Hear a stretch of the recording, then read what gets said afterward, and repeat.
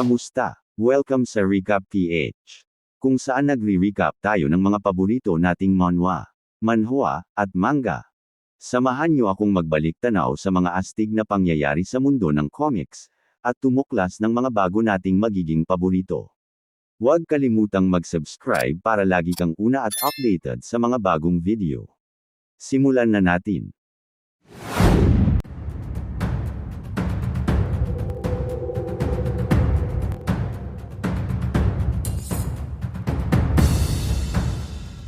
Nakangiting pinagmasdan ng binata ang escort na humahakbang palayo sa kanya, habang sinusuri nito ang pinsalang natamo sa ginawang pagsaksak ni Zeng.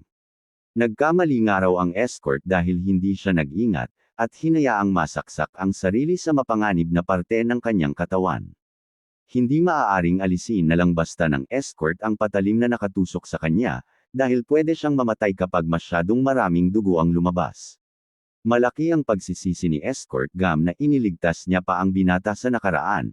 Ngayong naunawaan niya ng lubhang mapanganib ang binata dahil hindi nga lang nito kayang humigop ng ki, gumagamit pa ito ng misteryosong kapangyarihan.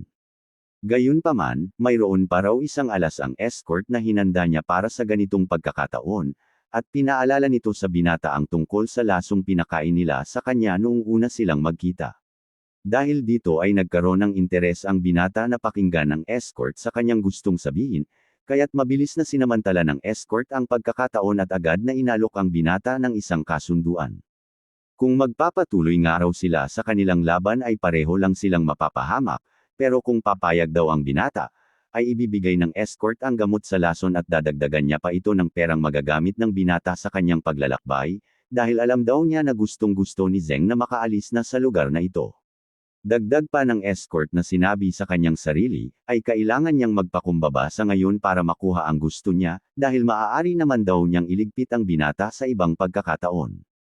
Pagkatapos magpaliwanag ng escort ay bigla na lang itong naubo na may kasamang dugo. Ilang sandali pa napaluhod na ito sa harapan ng binata at sumuka ng maraming dugo. Hindi naman maintindihan ng escort kung bakit bigla na lang siyang nagkaganito. At dahil patuloy lang siya sa pagpapaikot sa kanyang ki para gumaling, ay nakapagtatakang lalo pang lumalala ang kanyang kondisyon. Ilang saglit pa ay napagtanto na ng escort na lason ang dahilan kung bakit ganito ang kondisyon ng kanyang katawan, at tinanong ang binata kung paano siya nakakuha nito. Kasabay ng pagbukas ni Zeng sa bintana ng silid, ay sumagot ito na ang escort din daw ang may kasalanan kung bakit siya nalason, at ito'y dahil sa ginawang pagsaksak ng escort sa kanya ng maraming beses kanina. Ibinunyag ng binata sa escort na ang kanyang dugo ay lubhang nakalalason, at maya-maya pa ay isa-isang binanggit ang mga sangkap na ginamit sa paggawa ng lason na pinakain ng escort sa binata. Dagdag pa ng ating bida, ay natikman niya na ang halos lahat ng nakalalasong halaman mula pa sa pagkabata, kaya't sa palagay niya ito ang dahilan kung bakit nagkaganon ang kanyang dugo. Ilang saglit pa ay lumapit na ang binata sa escort, at marahang sinabi na hindi niya raw talaga kailangan ang panlunas sa lasong ibinigay nila sa kanya. Habang nanginginig ang katawan ng escort, ay tinanong naman ng binata kung nilalamig daw ba siya dahil binuksan niya ang bintana para pumasok ang hangin, at sinabing lalagnatin daw ang escort kung hindi niya ito ginawa. Dagdag pa ng binata, kailangan daw na mapanatiling mababa ang temperatura ng escort, para maiwasan ang mabilis na pagkalat ng lason sa kanyang katawan. Dito na naunawaan ng escort na wala na siyang magagamit laban sa binata, at pagkatapos sabihin sa sariling ito na ang magiging katapusan niya, ay agad na humiling sa binata na iligtas siya sa tiyak na kamatayan. Nagmakaawa ang escort sa binata na hayaan siyang mabuhay, kasabay ng pagsumpa nito na magiging tapat siyang alipin, at kung nais daw nitong maging aso ang escort ay magiging aso raw siya, nadidilaan ang kanyang mga paa, o gagapang sa lupa kung ipag-uutos ng ating bida. Ilang saglit pa ay sumagot na ang binata, at sinabing nagustuhan daw niya kung paano magmakaawa ang escort, ngayong nasa panganib ang buhay nito. Mahusay nga raw ang ipinakita ng escort, na sa ganitong ugali ay mas maganda sana ang kanilang naging relasyon. Tila nabuhayan naman ang escort sa mga sinabi ng binata, pero mabilis din itong nagbago dahil sa mga sumunod na salitang narinig niya. Kung ganito lang daw sana ang naging pakikitungo ng escort sa binata sa umpisa pa lang ay hindi sana ganito ang sasapitan niya, kasabay ng muling paghawak ni Zeng sa patalim na nasa dibdib ni Escort Gam, ay mas lalo niya pa itong ibinaon sa katawan ng escort para mamatay na ito ng tuluyan. Hindi nga raw kailangan ng binata ang katapatan ni Escort Gam, dahil isang araw itong traidor at mabilis na lilipat ng panig para sa sarili niyang pakinabang. Hindi na nakapagsalita pang muli ang escort, at maya-maya pa ay tuluyan ng binawian ng buhay si Escort Gam. Matapos damputin ng librong nakuha ng escort ay inamin ng binata na masyado nga raw napaaga ang pagligpit niya rito, pero hindi na raw ito mahalaga dahil plano niya na talagang gawin ito sa umpisa pa lang, dahil nalalaman ni Escort Gam kung sino siyang talaga. Kasabay nito ay napatingin ang binata sa direksyon ng nakahigang si Escort Chan, at tinanong ang sarili kung dapat niya rin bang iligpit ang natitirang nakakaalam ng tunay niyang pagkatao. Pero mabilis din siyang nagpasya na hayaang mabuhay si Escort Chan, dahil hindi nga raw ito traidor na tulad ni Escort Gam at may pakinabang naman ang lalaki sa kanya. Ilang saglit pa ay lumapit na ang binata kay Escort Chan, at sinabing tumayo na siya dahil alam nitong kanina pa siyang may malay. Mabilis namang tinanong ng escort kung paano nalaman ng binata na nagpapanggap lang siya, at sumagot naman agad ang binata na napansin niyang unti-unting gumagalaw palayo ang escort kanina, habang nakikipaglaban siya kay Escort Gam. Dagdag pa ng binata, nagugustuhan niya na raw si Escort Chan dahil mapagkakatiwalaan daw ito, at maya-maya pa ay inutusan ng binata ang escort na higpitan ang seguridad sa paligid, habang nililigpit niya ang katawan ni Escort Gam. Mabilis namang sumunod ang escort at agad na tumakbo palabas ng silid, habang ang binata naman ay lumuhod sa harapan ng bangkay ni Escort Gam, para muling isagawa ang ritual ng pagbibigkis. Pero alam ng binata na hindi niya mapapanatili sa loob ng kanyang katawan ang ki na makukuha niya sa bangkay ng escort, kaya't kukumpirmahin na lang ng binata ang tungkol sa kakaibang ki na kanyang naramdaman noong una niyang subukan ang ritual kay Cho Il-sang, at maya-maya pa ay tagumpay na nakuha ng binata ang malamig na enerhiya sa bangkay ni Escort Gam. Hindi tulad ng regular na ki, ang kakaibang enerhiyang ito ay hindi raw nawawala, at nararamdaman ng binata na unti-unti itong naiipon sa loob ng katawan niya. Nagustuhan din ng binata ang malamig na pakiramdam ng enerhiyang ito, at sinabi pang ganito rin daw ang kanyang naramdaman noong pumatay siya ng napakaraming tao, sa panahong tinatawag pa siyang slaughtering side ghost. Hindi tuloy maiwasan ng binata na isipin kung kailangan niyang pumatay pa ng mas maraming tao, para lang makakuha at makaipon ng kakaibang enerhiyang ito. Habang tahimik na pinapanood ng dalawang espiritong tagasunod ng binata ang kanyang ginagawa, ay sinabi ng babaeng espiritu sa demonyong monghe na naiintindihan niya na raw kung bakit nakumbinsi ni Zeng ang monghe na maging tagasunod nito. Habang masaya ang binata sa nakuhang enerhiya mula sa escort, ay tinawag ng babae ang ating bida na pinakamasamang espiritu. Sa kabilang dako naman ay nag-uusap ang ikalawang young master, at ang kanyang tauhan tungkol kay Escort Gam. Sa palagay nga raw ng lalaki ay mukhang nagsasabi naman ng totoo si Escort Gam, pero alam din ito ni Yun Pyong at kinailangan niya lang gawin ang ginawa niya kanina, para magkaroon ng takot ang escort sa kanya. Hindi nga raw maganda na masanay ang mga tagasunod na palaging maganda ang pakikitungo ng amo sa kanila, kaya't kailangan niya ring maging mahigpit paminsan-minsan para magkaroon ito ng magandang resulta, at maging tapat ang escort sa kanya. Pinuri naman ng escort ang katalinuhan ng kanyang amo, at sinabi sa sariling siguradong si Yun Pyong na nga raw ang sunod na magiging pinuno ng sekta, dahil sa galing nitong mamahala ng kanyang mga tauhan. Maya-maya pa ay biglang bumukas ang pintuan ng silid kung saan nag-uusap ang dalawa, at mabilis na ibinalita ng isa pang lalaki na tinangka raw patayin ni Escort Gam ang ikatlong young master. Sumagot naman si Yun Pyong na kung ito raw ang paraan ni Escort Gam para patunayang inosente siya, ay nagkakamali daw ito sa kanyang ginawa.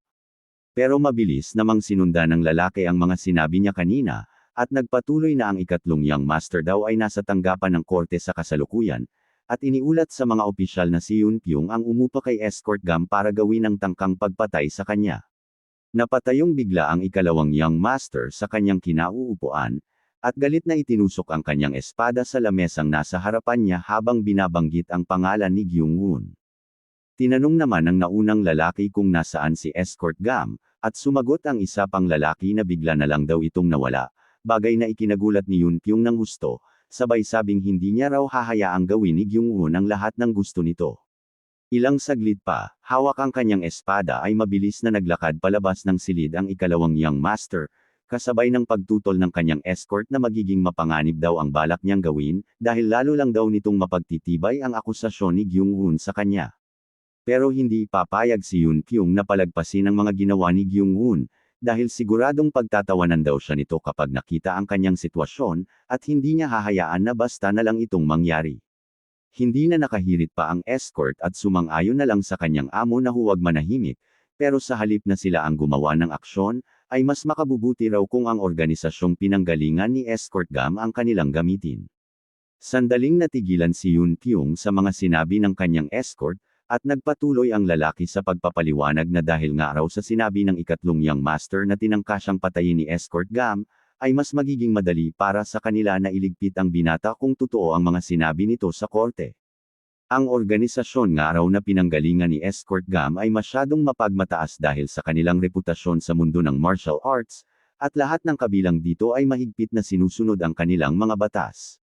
Kamatayan ang magiging parusa sa mga asasin na nabigo sa kanilang misyon, at kahit mga retiradong asasin ay sakop pa rin ng batas na ito, kaya't makasisiguro raw siyang gagawin nila ang lahat para tapusin ang trabahong ibinigay sa kanila. Dagdag pa ng escort, ay personal niyang pupuntahan ang kuta ng organisasyon, at maingat na ipapaliwanag sa kanila ang detalye ng mga nangyari. Masayang-masaya naman ang ikalawang young master sa naging mungkahi ng kanyang escort, at mabilis na napanatag ang kanyang loob dahil ang nasabing organisasyon, ay isa sa 3 pinakamalakas na grupo sa mundo ng pagpatay. Sa kabilang dako naman, makikitang nakabantay si Escort Chan sa labas ng silid ni Zeng, habang abala ito sa pagsasanay na gumamit ng ki. Dismayado ang binata dahil ilang oras na niyang sinusubukang gumawa ng imbakan ng ki na kanyang nakukuha, pero kahit mahigpit nitong sinusunod ang mga nakasulat sa sekretong libro ng martial arts ay hindi niya pa rin ito magawa. Malayang napapaikot ng binata ang ki sa kanyang katawan, maging sa mga parte kung saan malapit na nakapwesto ang imbakan, kaya't hindi niya maintindihan kung bakit unti-unti pa rin itong naglalaho sa sandaling subukan niyang gumawa ng paglalagyan nito. Ilang sandali pa ay napagpasyahan na ng binata na humingi ng tulong, at tinawag ang kanyang escort na nagbabantay sa labas. Mabilis namang sumagot ang escort at tinanong sa kanyang amo kung ano ang problema, at ipinaliwanag ng binata na hindi nga niya makuhang ipunin ang ki sa kanyang katawan, kaya't gustong malaman ng binata kung may ideya ba ang escort kung bakit ito nangyayari. Nagulat naman ang escort sa sinabi ng binata, at natawa na lang sa sarili nang maisip na kahapon lang ay walang alam sa martial arts ang ating bida, at sa loob lang ng isang araw ay bigla na lang itong nagkaroon ng kakayahang makaramdam ng ki, dagdag pa rito ay marunong na ring magpaikot sa kanyang katawan. Isang araw malaking kalokohan ang gustong palabasin ng binata, pero alam ng escort na hindi niya ito maaaring sabihin ng direkta sa kanyang amo, dahil siguradong bugbog sarado ang mangyayari sa kanya. Minabuti ng escort na tanungin sa binata kung maaari niya raw bang suriin ng personal ang dahilan kung bakit ito nangyayari, sabay tanong ng binata kung paano ito masusuri ng escort. Sumagot naman ito na kahit isa lang siyang regular na martial artist di tulad ni Escort Gam, ay magagawa raw nitong malaman ang dahilan kung bakit naglalaho ang ki ng binata, sa pamamagitan ng paglalagay ng sarili niyang ki sa loob ng katawan ni Zeng, sabay utos sa binatang maupo sa kanyang harapan. Hindi nga raw maganda kung basta niya na lang sasagutin na kalokohan ang mga sinabi ng binata, dahil nasa edad pa raw ito na mahilig magpanggap na nalalaman niya na ang lahat. Maya-maya pa ay handa na ang dalawa sa gagawin nilang pagsusuri, sabay sabi ng escort na huwag pansinin ng binata ang kanyang gagawin, at mag-focus lang sa pagpapaikot ng ki sa kanyang katawan. Ilang sandali pa ay sinimulan na ng binata ang kanyang pagsasanay, at labis itong ikinagulat ng escort na di makapaniwalang nagsasabi ang ating bida ng totoo. Dagdag pa ng escort, ay wala raw siyang nararamdamang kahit anong mali sa panloob na kalagayan ng binata, kaya't walang kahit anong nakaharang sa dadaluyan ng ki sa katawan nito. Imposible nga raw na magkaroon ng ganitong klaseng pangangatawan ng kahit sino, maliban kung may isang master sa martial arts na nagtataglay ng malalim na kaalaman sa ki ang araw-araw na magturo sa binata. Dahil wala namang tumulong kay Zeng gaya ng sinabi ng escort, ay hindi niya tuloy maiwasan na isipin na maaaring isang henyo ang binata sa martial arts. Sa pagpapatuloy ng escort sa pagsusuri sa katawan ng binata ay nakaramdam ito ng kakaibang enerhiya, isang malamig at nakakatakot na bagay ang nasa loob ng katawan ng binata, na siyang nagpatalsik sa mga kamay ng escort ilang segundo matapos niya itong maramdaman. Gaya nga raw ng inaasahan ng binata, ay muli na namang naglaho ang lahat ng ki na pinaikot niya sa kanyang katawan, pero hindi ito ang inaalala ng escort kundi ang malamig na enerhiya sa katawan ni Zeng, at mabilis nitong tinanong ang binata kung naramdaman niya rin ba ito. Hindi naman siya sinagot ng binata sa kanyang katanungan, sa halip ay tinanong ng ating bida kung sa palagay ba ng escort ay hindi na siya posibleng makagawa ng imbakan ng ki. Matapat na sinagot ng escort na tama raw ang sinabi ng binata, at muli rin itong binanggit ang tungkol sa malamig at nakakatakot na enerhiyang naramdaman niya habang nagsusuri kanina. Dahil dito inaunawaan na ng binata na ang pumipigil sa kanyang makagawa ng imbakan ng ki, ay ang misteryosong enerhiyang nakukuha niya sa mga bangkay na kanyang pinatay, at hindi niya tuloy maiwasang isipin kung kailangan niya na bang sumuko sa martial arts ng ganun na lang. Patuloy pa rin sa pag-iisip ang escort at nasabing kakaibang araw ang nagagawa ng misteryosong enerhiya, pero sa tingin niya ay hindi raw nagawa ang enerhiyang yun, gamit ang regular na pagpapaikot sa ki. Sa pakiwari ng escort, ang misteryosong enerhiya ay tila ba nilalabanan ng ki, at mabilis na napaisip ang binata sa mga sinabi ng kanyang kasama. Kung ang ki ng buhay nga raw ay mainit, at ang misteryosong ki na tinawag ng binata na ki ng kamatayan naman ay malamig, ay tama nga raw ang mga sinabi ni Escort Chan. Sa palagay ng binata, ay kailangan niyang subukang pabaliktad na paikutin ang kanyang ki para matagumpay na makabuo ng imbakan, na siya namang mabilis na ikinagulat ng escort. Agad na tinutulan ng escort ang binata na gawin ang mga sinabi nito, pero bago pa man niya masabi ang dahilan kung bakit ito magiging mapanganib, ay bigla siyang pinigilan ng kapangyarihan ni Asher Ghost, para manahimik at hayaang magpatuloy si Zeng. Binusalan ng babaeng espiritu ang bibig ng escort, sabay sabi rito na huwag niyang pakialaman ang binata. Nakangiti ang espiritu dahil sa wakas, ang binata na mismo ang gagawa ng paraan para patayin ang kanyang sarili. Imposible, nga raw para sa kanya na patayin ang binata dahil ganun din ang magiging balik sa kanya nito, pero ibang usapan na raw kapag ang mismong master ng espiritu ang may kagagawa ng sarili nitong kamatayan, dahil mawawala ng bisa ang kontrata at makakawala na ang babae sa koneksyon sa pagitan nilang dalawa. Habang tahimik na pinapanood ng dalawang espiritu ang binata sa kanyang ginagawa, ay sinabi ni Asher Ghost sa demonyong monghe na mukhang makakaalis na raw sila sa kamay ni Zeng nang mas maaga sa kanilang inaasahan. Dagdag pa ng babaeng espiritu, sa sandaling mamatay daw si Zeng dahil sa komplikasyon sa ki at lumabas ang espiritu nito sa katawan niya, ay personal niyang dudurugin ang espiritu nito gamit ang kanyang mga kamay, sabay handa sa kanyang kapangyarihan sa paligid ng binata. Samantalang nangyayari ang lahat ng ito, sa loob ng isang silid ay nagpakilala ang isang bagong shaman kay Lady Sok at kanyang escort. Siya nga raw ang bagong master na ipinadala ng kanilang organisasyon para tuparin ang kahilingan nila na iligpit ang ikatlong young master ng sekta, at tinawag ang kanyang sarili na Shu. Hindi naman makapaniwala si Lady Sok na isang shaman lang ang ipinadala ng organisasyon, dahil kahit nga raw ang magaling na shaman na si Miu Xin ay walang nagawa laban kay Gyung Woon, bukod pa rito ay isang dalaga raw ang bagong shaman base sa boses nito. Hindi rin niya maintindihan kung bakit kailangan dalhin pa ng shaman pabalik sa kanila ang bangkay ni Miu Xin. Tila nabasa naman ng dalaga ang nasa isip ni Lady Sok, nang sabihin ito ang dahilan kung bakit niya dinala ang mas mahinang shaman. Gagamitin nga raw niya ang bangkay para matunton ang kinaroroonan ng pumatay dito, at mabilis rin siyang maglulunsad ng pag-atake para makapaghiganti. Naunawaan na ni Lady Sok na mas mataas ang ranggo ng dalagang shaman sa matanda, at maya-maya pa ay pinaalalahanan ng dalaga na talagang mamamatay ang ikatlong young master sa kanyang gagawin. Sumagot naman si Lady Sok na kung sa totoo lang daw ay duda siya sa kakayahan ng dalaga, pero dahil sa mga sinabi nito ay unti-unti niya raw itong nagugustuhan. Tila tinanggap naman ng dalagang shaman ang mga sinabi ni Lady Sok bilang kumpirmasyon, at mabilis nitong sinimulan ang kanyang ritual habang hawak ang isang punyal na yari sa tanso. Matapos sabihin ang mga salita ng ritual, ay agad nitong isinaksak sa bangkay ni Miu Xin ang punyal na kanyang hawak, at ilang saglit pa ay muling gumalaw ang katawan ng matandang shaman. Hindi naman makapaniwala si Lady Sok at ang kanyang escort sa kanilang nakikita, dahil tila ba may unti-unting lumalabas na kakaibang bagay sa loob ng katawan ni Miu Xin. Makalipas ang ilang sandali ay naglabasan ang napakaraming kamay mula sa bibig ng matandang shaman, ang parehong kapangyarihan na pumatay sa kanya na galing sa demonyong monghe. Mabilis itong naglakbay patungo sa kinaroroonan ng salarin, at ito ngay walang iba kundi ang ikatlong young master ng sekta na si Mok Gyung-un. Pero bago pa man makarating ang atake mula sa dalagang shaman, ay mabilis na napansin ito ng babaeng espiritu at ng demonyong monghe na kasalukuyang pinapanood ang binata sa kanyang ginagawa.